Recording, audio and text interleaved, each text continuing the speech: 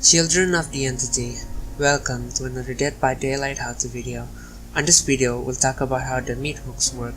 They have a pretty simple 3 strikes in your rock system, which is quite easy to understand, just like the survivor health system.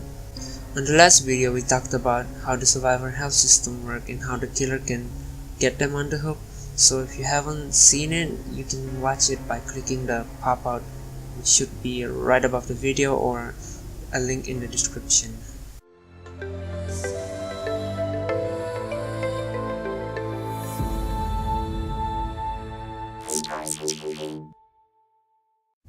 The first time a survivor gets hanged on the hook, they will go into a hanging state or an entity spawning state. When hanged, the survivor has a health bar that slowly depletes. In this state, a hanged survivor can attempt to free themselves, but at the cost of a small percentage of the Meathook health.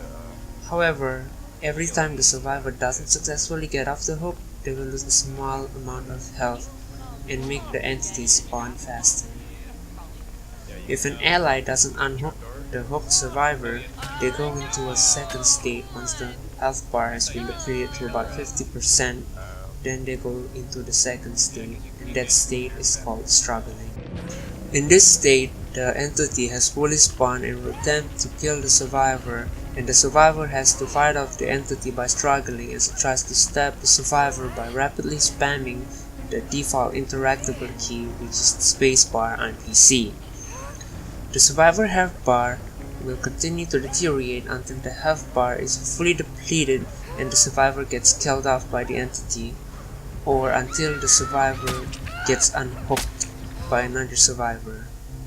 You will go straight into this state if you are put on a hook a second time when an ally manages to get you off the hook and you somehow manage to get yourself hooked again by the killer. Last state is instant kill. You instantly die if you get put on the hook for the third time, so be wary and play carefully once you have been hooked twice, because the next time you get on the hook, you will die. Like, it's not gonna be pleasant, you will die. That is all for the Meathook video. They're pretty simple and hopefully you know them a bit better now to help you get into the game.